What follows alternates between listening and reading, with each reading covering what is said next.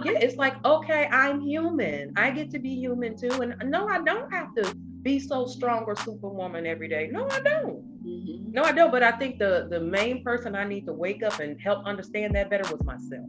Ooh, ooh.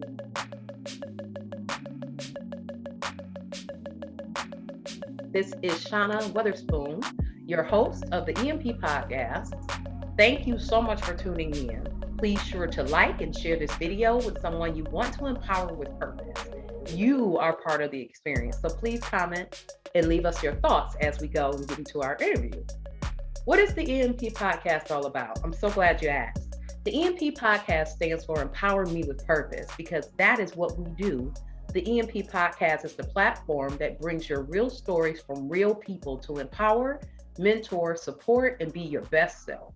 We have selected quality guests and to share their stories, struggles, and success in hope that their experiences lift you up, encourage you, and feed your soul.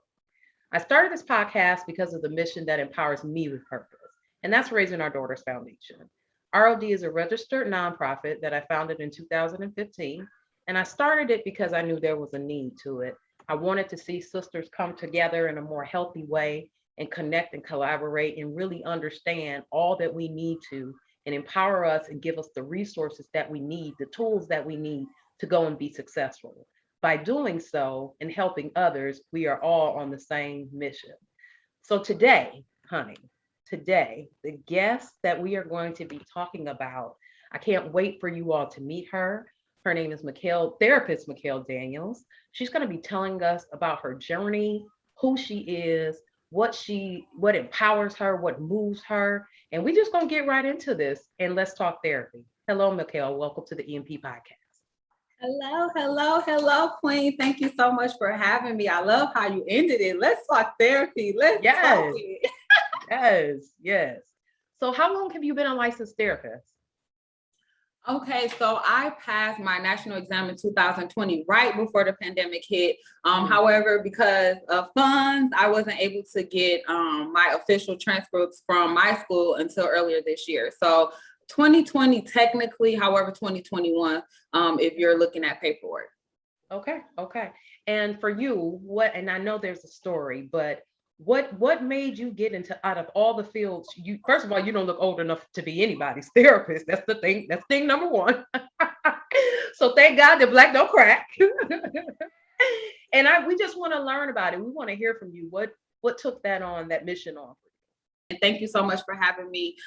We call you Sis CEO because you are truly that. So thank you for having me. you? My name is Mickell Daniels. For those who don't know me, I'm a licensed therapist. I'm glad you asked that question. What made me become a therapist? What made me become a therapist is working with my youth. Working with them because my undergrad is in human services and social work. So I had learned the resources to give them, but just working with them in the field, I was like, it's deeper than that. I will never forget the time where I had the aha moment where one of my youth was diagnosed with depression and her dad had custody of her. And he was like, depression? He was like, I mean, can we cuss? Is this people 13? Have at it. Shit, the whole hood got that like depressed. The whole Yes, hood depressed. Like you better take yes, your ass up in there and lay down. absolutely. So at that moment, me in undergrad, we touched on some type of mental health, being in Yeah, the field of social work. However, I just realized that he didn't get it. He didn't right. get that it wasn't her choice. She couldn't, because we was having a conversation because she wasn't getting off the bed to go to school. So he didn't have the education like Yeah, a lot of us to know absolutely. really what depression is, because some people utilize some of the mental health diagnosis just by, just an everyday conversation. We don't take it serious. So he didn't understand why she couldn't get off the bed. He didn't Right. understand why she couldn't get out her room and things like that. So I said, you know what? I need to be able to assist my youth on a deeper level, and not Yes. just them, but their parents, and help them become more educated, because he didn't want to hear it from the person who was giving it to him. But I am very confident if I would have been like, listen, so this what this mean is, and spoke his language and really was able to make him understand it from the lens of what I know he was looking at, because I grew up in the inner city too, Hmm. then he would have understood it. So what made me go back is to be able to assist people who look like me, if I'm being completely honest, to Yeah. understand the importance of mental health. And once, how can we fix something we don't even understand? So Correct. that's what made Yeah. me go back to school and become a clinical therapist, which specializes in mental health. Well, we salute you. We surely salute you. I actually, which I haven't been shy about my journey with therapy just recently here. And I had a session this morning and I was Mhm. talking to the therapist and I was saying both my mother and father struggled severely with depression, but Mhm. nobody could talk about it to each other. Nobody, that was like, you did not do that. Even though if you recognize once you did figure out what it was just not something you talked about openly. So knowing what to do, how to, uh, have the proper tools to do what you got to get through. A lot of us are figuring this out the hard way and as we We go. are, we Yeah, are, we yeah, are. And we're also told, oh, pray about it. It'll be okay. yes, Like, yes, okay, don't get me wrong, because I'm a servant, so I know God is real because He done got me through some things. And yeah, my grandfather was a pastor of his own church, so I definitely believe in God. However, you need something more than just prayer. You need absolutely. someone who has the ability to help you understand the mind as well. And Yeah. those things together is what's going to help heal. So I definitely agree with you. It's definitely taboo as Hmm. far as mental health or just how you feeling in general. Can we talk about that for a second? Yeah. We're told by society that we always got to put this hat on and everything Yes. got to be okay, especially Yes. us is in a world who's this strong role model, beautiful black queen, and this we can't hurt. Oh, don't put a title behind your name. Since I'm a therapist, Girl, I can't be depressed. I can't I have it. can run around this room and start shouting right now because people don't get it. It's like, okay, I'm human. I get to be human too. And no, I don't have to be so strong or superwoman every day. No, I don't. Mhm. No, I don't. But I think the main person I need to wake up and help understand that better was myself. Ooh. Ooh. I know. Drop the mic on all of that. I'm just saying. I mean, we're gonna just tell the whole butt naked truth Let's today, do okay? it. Because sometimes Let's we're the do it. main ones getting in our own way. Yeah. Yeah. And so for people what advice would you give someone who is maybe struggling with the idea of therapy, or just not even knowing where to start? What is some advice and tips you can share with us? What you just said, we have to step out of our own way. If what you was doing worked, you wouldn't be in the situation you were. Be open and be okay with not being okay. So my advice is first admit that you're not okay. It helped with platforms like this. Like we need to be able to speak about it. But for someone who's listening out there, do a self-evaluation. If you're not okay, then I dare you to take the leap and just set up an appointment with a therapist, because Yeah. I'm not saying therapy is the only way, but it's most definitely one of the ways that's going to help you with the process of keep going. So just be more open-minded and find a therapist that's for you, because Yeah. 40% of therapy anyway is just that whole 40%, sorry, is what you got going on in your life. So let's Okay. start there. So Yeah. first off, evaluate what you have going on in your life, because if you evaluate that, you may not even need therapy. You just may Hmm. need to get rid of Bob or Sarah over there and cut them out your life, and then you may not even need therapy. But 30%, so that's 40%, but 30% is the relationship you have with your therapist. So a Okay. lot of people think that you can just, like, therapy is just something you sit on the couch. Like I thought that Hmm. before I went to school. You Hmm. sit on the couch and you speak to this therapist, but it's more than that. It's that rapport building. So if you think of 100% as a whole, 70% is simply what you have going on around you Yeah. and the relationship you have with your therapist. So someone who's battling and just not being okay with seeing a therapist because of the taboo. I'll never forget one of my friends when I first decided to go to therapy before I Uh-huh. became a therapist. And I Hmm. was like, oh, I got an appointment. He like, for what? I was like, therapy. He was like, you cuckoo? Like, what's Right. up? I'm trying not to get to the cuckoo part. Right. Right. This is helping you not get to the cuckoo. So it's just a minute, and the more of us, I guess, in a nutshell, not to ramble, we have to be okay with not being okay. So how do you start? Yeah. How do you get out there? You have to admit that you're not okay. If you're admitting that to yourself first, you will be more open to seeing the therapist, because that's the next step to go see it, and you'll be unapologetic about it. Why should you apologize to help yourself become the best version of yourself? There And should let be me, nothing to apologize for that. And if a person man. don't understand, they're one of that 40% that you need to get up out of your life. Yep. And I've learned that you hit so many good points just now. I think for me, I had to free myself Mm. because I was so embarrassed about it. Like, out of all the people, you got to go get some help. You. Mhm. So when I was finally able to say it out loud, it empowered me. It freed me. I held no judgment against it anymore. And then I could really start. Okay, and don't get me wrong. Now, like, I still mess up every other day, but at least I know he is truly part of the team. He is part of the team to help get better and heal. So another question I have for you is what advice would you give to families who have somebody that they love and care about that's struggling and maybe they don't understand? What's the best thing they can do to support them through that process to healing? I couldn't even hardly let you finish the question. Oh my gosh, that's confirmation. I just had this conversation with one of my friends earlier today, experiencing something, and she had a conversation with someone really close to her, and they really didn't get it. And I was like, some people just don't get it. So what advice I have is seek understanding, because we don't know what we don't know. I remember being younger. Schizophrenia is this another reason why I got into therapy is because mental health is very dominant in my family. So I wanted to learn everything I had. I'm not a subject to the rule. Like, okay, what's going on? What's the triggers and things like that? I remember being younger and my aunt was schizophrenic and she would sometimes go out the house without any clothes on, and my friends would laugh and the neighborhood would laugh and stuff. And a few times I didn't understand it. So my advice to the family is first seek understanding, because if you may not be the person who is professional, but you are the person who knows the person better. No therapist is going to know that person more than you. So seek understanding. Once you understand what they have, what they've been diagnosed with, or just mental health as a whole, you can better be more patient with it. You can better understand them in that situation, so you'll know how to deal with it.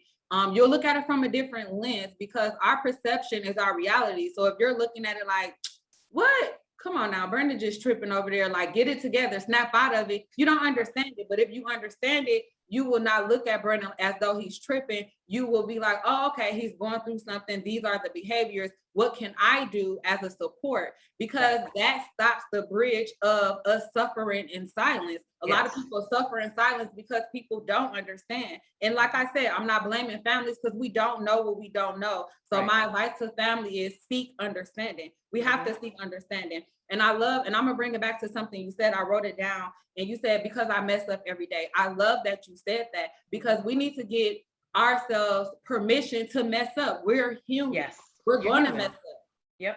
We're going to mess up. Every day is not going to be a glowful day for me. However, we then have to make the decision every day to do something about it. You don't just go to therapy and, oh, you're magically healed. No, this is a lifetime commitment. I'm constantly talking to that little girl inside of me that was had low self-esteem and insecure about different things. And I have conversations with her like, look, Mickey, not today. We're not going to do that today. You're going to get on this podcast like the grown woman you are, and you're going to speak as though God needs you to speak, and you're going to do and show up every time. So I want people to know that it's okay to mess up. The point is, you have to keep going every day. Decide to just keep going. I don't care if it's one step, if it's two steps, or a half a step. Just keep going.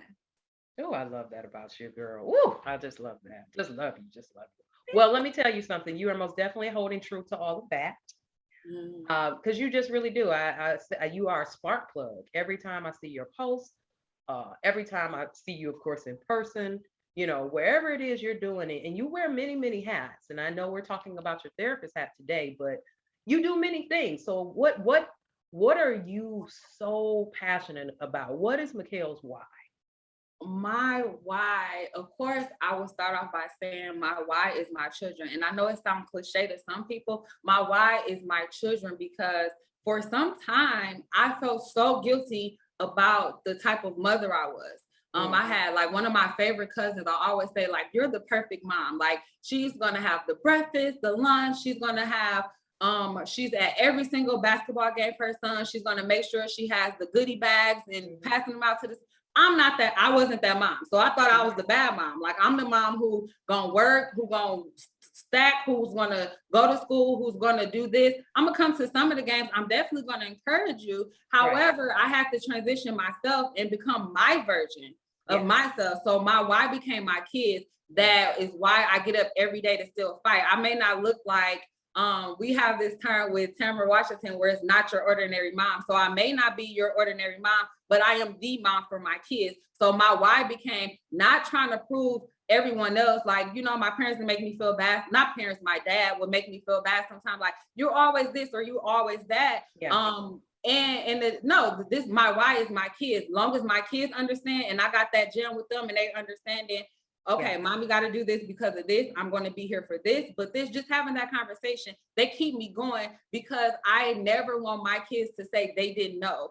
Right. You know, I always say you don't know what you don't know. So if they go in these streets and they F up, it's because you chose to do that. They're my why to keep going. They make me want to be the evidence that you can do it, because I was a teen mom and I was told I couldn't do it. You know, statistically I couldn't. I was raised by a single parent. I was raised in one of the worst zip codes there is in the nation. However, my why became my kids because I want them to know no matter what they tell you, you can do it. My other why is being a servant of God. Once I understood that, there was no stopping me. That kept me going every single day. And if you're not a servant, if you don't believe in God, if he haven't got you through some things and you know it's because you stay strong, then you're not gonna understand what I'm saying. That in itself, I can't give up, because the minute I think about giving up, I'm like, oh no, I can't do that. I can't let God down. I can't let my kids down, but I can't let God down. And then lastly, my why is my coach Shantina Gladney. When she went through something that you know, through her life, her to see the strength in her to keep going every day, not just for herself, but for us. I'm like, how dare I feel like anytime I feel lazy or anything, how dare I wish I would. So that is, those three things are my why, and my whys are so much bigger than my why nots. My whys literally get me out the bed when I'm having those depressive type moments where I don't want to get out the bed, I don't want to talk to anyone or anything. Those are my three whys, and your why have to be bigger than your why not always. That's so good. Your why has to be bigger than your why not. You know, I've never heard that before. I love that. I'm surely gonna write that down. And one of the key words that I heard you say is communicate. Communicate. And I think that is definitely, when you're talking about breaking generational cycles, when you're talking about breaking through barriers and building our legacies like we are in our empires to go to this next level, you got to talk. You got to help them understand it. Like how, like you said, how can you don't know what you don't know. So if none of us are talking about these things, how do we grow and build and get better? Exactly. Without having the conversation. Period. Can I say period? I'm sorry, I gotta be me. Period. Listen, I'm real cool with the person who owns the show. You're good. Girl, period. I can call in a couple favors. That's it. It's communication. It's the understanding. So whoever's listening, don't let nobody make you feel bad about your journey. You know your journey, but communication is key. When I set my kids down young, set them down like, listen, mommy about to go back to school. I'm going to have some attitude some days. I'm gonna be irritated. Look me in my eye. But I promise you, once I'm done, it's game over. We ain't looking back. And by the grace of God, my kids ain't missed a beat through the pandemic, through everything, because it's communication. So whatever the outside noise is, they don't listen to, because they know mommy got our back. Mommy's going to hold it down because mama let us know. She already know. I don't, Bob and Sam can't tell my kids nothing about Mickell Daniels because they already know. I'm going to be 100 with y'all. I'm going to let y'all know what's going on. And y'all going to hear from me before y'all hear from anybody else. And it's a team. So communication definitely is key. You know, I'm telling you, just from the time I met you to now, to look at how much you have evolved, and your confidence is just like through the roof. And you're so like, you've always been a very passionate person anyway, but honey, you have a real assignment on your life. You really, really, really do. So whatever you need us to do to continue to support you and your programs and the things that you are after and what you're doing out in our community, tell us all about it. How can we support you and learn more about all of the work you do? Thank you so much. So I love that you said that, because if people go through my Facebook, they probably like, why does she brag about her circle so much? Because my circle has gotten me through, of course, God, but my circle, because he brought them in my life. So I'm going to focus on them for a second.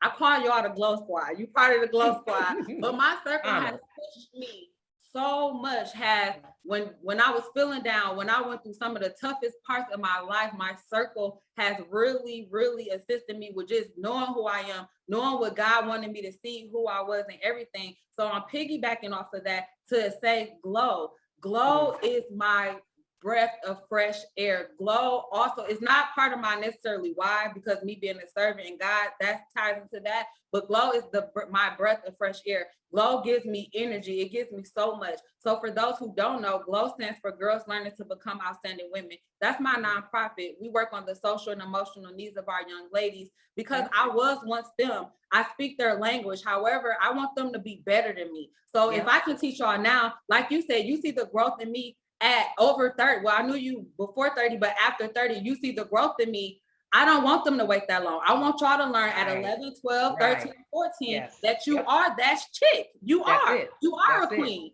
So I focus on that. So how the community can help me is we always are accepting donations, and we'll include that in this podcast. But how you really can help me without any money is when you see one of my young girls, and I say mine because I know my assignment. When you see one of my young girls walking with her head down low, help her bring it up. Ask her how was her day. Baby girl, what's wrong? Because we see it. And those secrets that's making these generational things keep on happening, the family secrets. But that's another podcast for another day. I'm just gonna stick to this. Y'all can help me by helping me. I'm just one person. Help uplift a youth, a girl, whether it's a girl or a boy. I'm not biased to my boys, but I'm speaking to girls. Y'all can help me out by saying what are their needs? What do they need help with? Some of my girls, one was just lashing out. Her mom called me. I'm like, okay, I'll come. What's going on? You know what was wrong with her? She said, all I want my mama to do when she come get me from school is ask me how my day was. That was it. Her mom did that, changed her whole behavior, everything. So how the community can help me is lock arms with me and help heal these yourself and help heal these girls, because we can't heal from a broken cup. We can't. How could you? You know, we're gonna put that off on everyone else. So I would say heal yourself and help me heal the youth girls out here in our community, because they're tomorrow leaders. We're looking at the next generation, literally. Absolutely. So what age group do you mainly focus on? We service 11 to 22, but our core lately has been like ages 12 to about 15 and a half, 16. Glow is evidence-based now, so I'm excited about that. So a girl for the slow people on this side of the microphone, what does that mean, please? Evidence-based mean we was a part of a research project that says, okay, I'm out here, for an example, I'm out here saying, Mickell, Daniel, CEO of Glow, this is what we do. We uplift our girls. So, okay, you can hear that all day. I knew the work was working. I knew that girls went through my program and they used to be cutters, but now they're not cutting and they're helping me run programs to help other girls not cut. So I knew it, but I'm like, I need this on paper. So evidence-based means you're on paper now. You're valid. Evidence-based means you're valid. How do you become valid? So I teamed up with some research partners of mine from some of my old classmates. They were doing this research. I'm like, I would love y'all to partner with me to do a research on Glow. I had to step out some of the measurements so it wouldn't be biased. But what that means is for 2 semesters, we studied. Glow had to implement our program. They did a pre-test to see where they were as far as confidence and aggression, as well as their caregiver. So they went through 2 semesters of Glow. At the end of the semester, they did it again in the mid to see where they were. And then they did it at the end to see where their confidence was, where their aggression was. We spoke to, school staff and everything. But the test results came back that 97% of our girls, after going through 2 semesters of Glow, had an increase of confidence. And then for the parents, they noticed that there was a major decrease in the aggression, not another 97%. And then 100% said that Glow was very effective for them. So that's how we became evidence-based. We went through the statistics, the studies, we put in the work, and then now it's on paper. Instead of me just saying what we do, we could say, hey, if you don't believe me, check the paperwork. Paperwork don't lie. No, it does not. Documentation beats conversation all day long. Oh, come on now. I got to write that down. All day long. Mm-hmm. Sometimes, you know how when they say sometimes you got to slide your credentials across the table.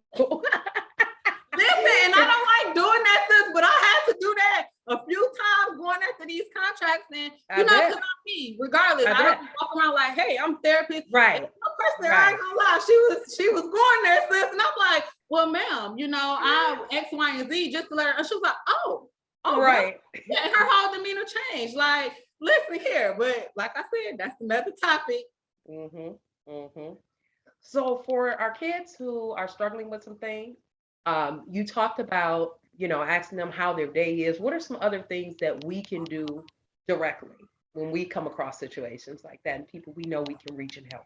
Resources, like say for an example, if a youth is coming to you, I tell my mentors, when I hire my mentors, I let them know that you're going to be in some team meetings where there'll be psychologists, therapists, all type of teachers, parents, whatever, but the most important person in that room other than the mentee is you, because you spend the most time. So yeah, we have these fancy credentials and things like that, but you spend the most time with that youth. So if you see a youth struggling, and you have some like me, for an example, if someone's like, oh, how you doing? I'm always okay. That's just my reaction. But if you know me and you're really paying attention, if you know my behavior. So to answer your question, instead of just only asking how are they day, take the time to look into their eyes. Take the time to really be like, no, are you really okay? Connect yourself with different resources so you know the direction to lead them in. Like for Glow, we work on the social and emotional needs.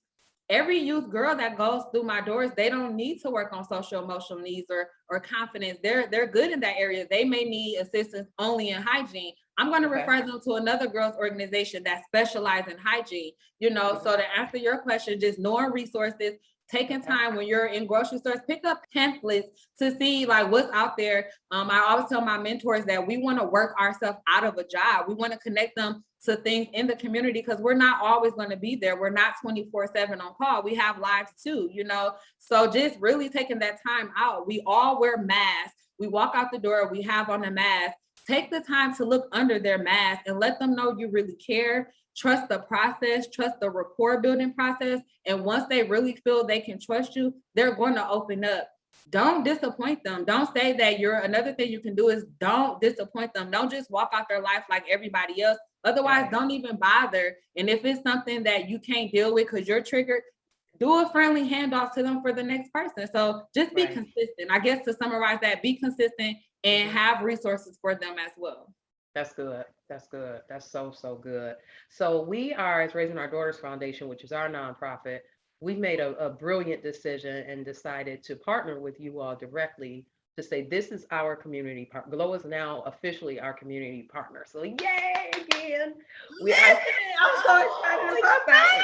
I mean, it just only makes sense, right? It's like, okay, wait, duh.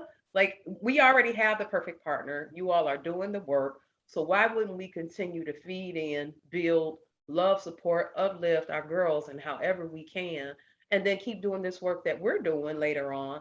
And a lot of people they still ask me a lot of times, raising our daughters, they think is for little girls. No, at the end of the day, being a servant leader and woman as well, his work is never done with us, and we're all his children. So that's what it was about for me, and understanding the trouble that I was getting into and the things I was traumatized behind and had to live through and get through as a little girl. I'm still working on that every day today. So why not work directly with somebody who's doing that? So we are just honored. We are just truly, truly honored to be partners for sure. Man, I love it. And I am so grateful, so humble because you you don't know what you don't know. I always say that, but you didn't know what I was going through. Okay, you knew that I had just lost my dad, my biological dad, but you didn't know what I was going through. Like I was in the slump because I felt as though like, okay, God, you gave me this vision, but I don't feel as though I have the support that I needed to go on a higher level. And Raising Our Daughters Foundation was that. What's the little things they put on the heart to make you like jump back? Y'all brought me back to life. I ain't a doctor, so I don't know that, but y'all know what I'm talking about, the thing. And I know what you're talking about. Okay, so like you brought me back to life because when we were unexpectedly, surprisingly, the proud recipient of the last sponsorship that you gave for organizations, that started my heart again. Like, okay, God, this how you doing me? So I was able to start the process again for our transitional living space. who has helped so much. Our girls, they're getting jobs with the city. They're doing great. You know, they're getting driver's license. They're getting birth certificates they never saw, their own birth certificates. Like, it's really working. They're able to live in an apartment comfortably that's fully furnished, as well as get the tools, the essential tools that they need to be outstanding women, to really become outstanding women, because we don't talk about it. We really live that. So if it had not been for you in that moment, I honestly was ready to walk away, not necessarily from Glow, but for the transitional living part. I'm like, well, maybe I'm just thinking too big, because again, that's that little girl in me that's doubting myself. Like, you know, when I was told, oh, you do too much and all of that stuff, where no, you handed me that check and you spoke to that little girl like, no, you're not doing too much. You're not doing enough. So I need you to get your butt up out this slump, and I need you to go take care of business like I know you can. So that sparked, and I ain't looked back. I haven't looked back since that. No, you have not. I don't care if the check was $1. It was the point that another organization, another sister believed so much in me that she handed me that and trusted that I would do what I needed to do with it. Girl, I don't have time to cry with you today. I'm just trying to tell you, I'm not playing with you like this. I'm so serious. But you know what? That's what I'm saying. And that is to me, the power and the beauty of all of these things that we're doing. Because I would have never known that. You know, you sometimes people just don't know. Sometimes it just takes one person or one thing to happen or one conversation to change the whole direction of everything. You don't know. You don't know what you don't know. No. Back to your statement, you don't know what you don't know. Don't. Those elephants in the room, everything. And I know I'm getting off a little bit, but you asked me a question about how people can help. Let's address those elephants in the room. Let's have those hard conversations. Because regardless if you have them or not, they're still sticking with you in your mind. They're still the reason why you can't sleep at night, why you're angry and you get up with an attitude and you don't know why. It's because you're not addressing those elephants in the room. Let's address them. I challenge everyone out there to address those elephants, those things you've been walking away from, those things that you've been scared to go to your family reunion and all of that because uncle did something or mom did something or somebody wasn't there or didn't do enough. Let's start addressing that so we can heal. Like for real, let's talk therapy. Let's heal. That's the only way everything's going to turn around. That's it. That's the start. Let's really talk, communicate. Like you said earlier, communication. That's what it is. And I think in closing, before we go, I think that's definitely one of the things too that I can say directly. I feel like God's not, until God has you to do this work that we're talking about, he's not gonna let you go nowhere else, because you need to do this work right here. So you might as well sit on down and get to getting and get it done. I wholeheartedly believe that. How could you help others if you're broken, like from a broken place? Right. How could you? You have to. You got to be ready. Your mind has to be equipped, because it's a ugly world out here when I'm out here and facing certain things, and you know, energy is everything, but you got to be equipped. You got to heal. And the moment I start healing and being okay and healing little Mickey and me and saying, hey, Ma, can I have this conversation, all of that? When I say God kick the door down, when I start really working on myself, I haven't looked back. Sis, I love you said that. It starts here. Yeah. I got goosebumps everywhere. So what should we know? Are you looking for any volunteers, mentors, anything right now? I know we're going to drop the website in here. What else do you need? We need some people to cut some checks.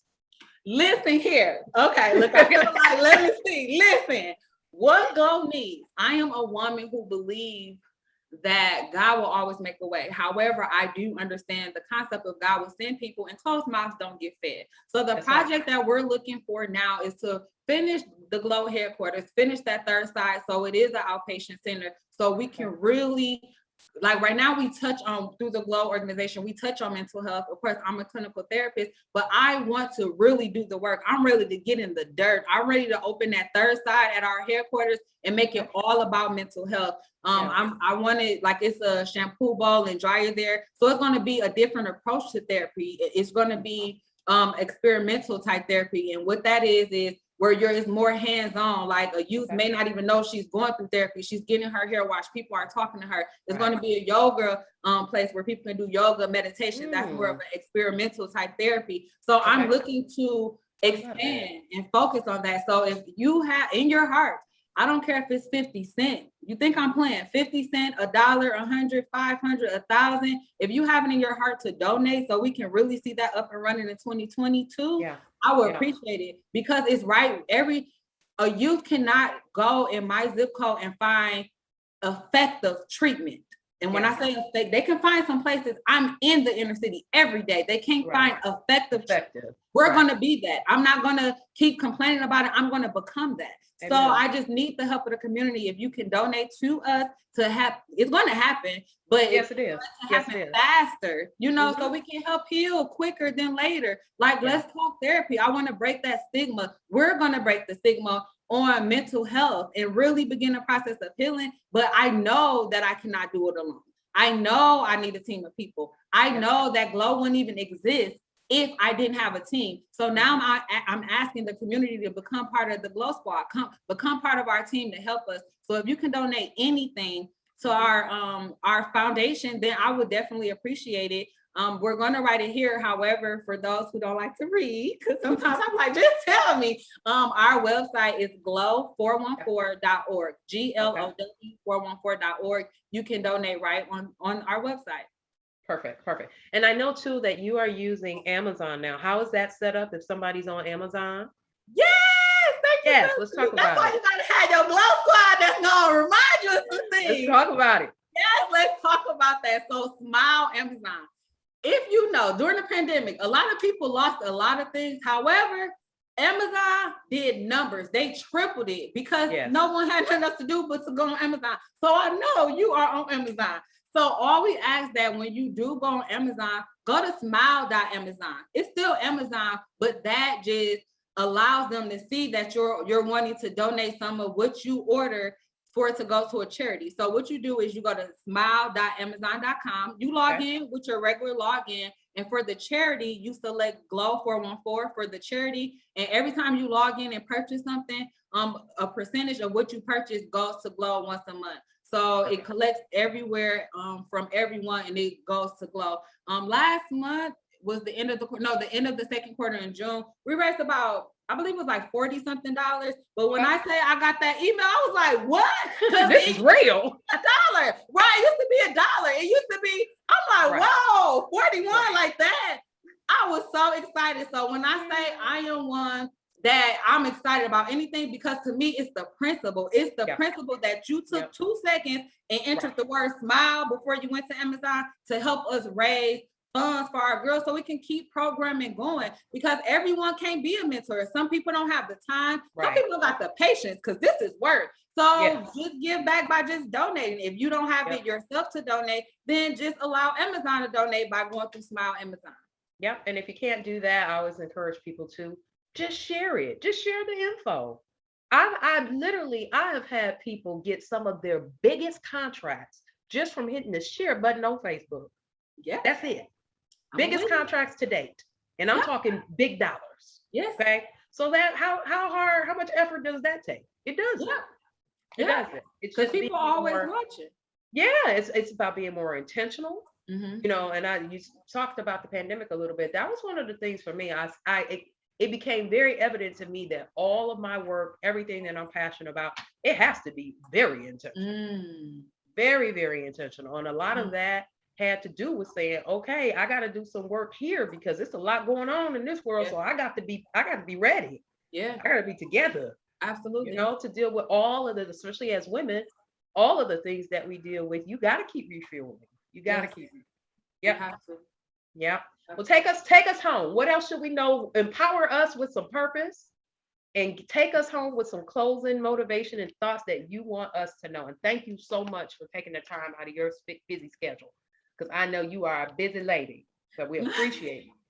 No problem. I can't be too busy to do God's work, especially when a queen like you call me, I'm coming, because I know you'll do the same for me. So if I take this home, I want to leave people with giving yourself permission to not be okay.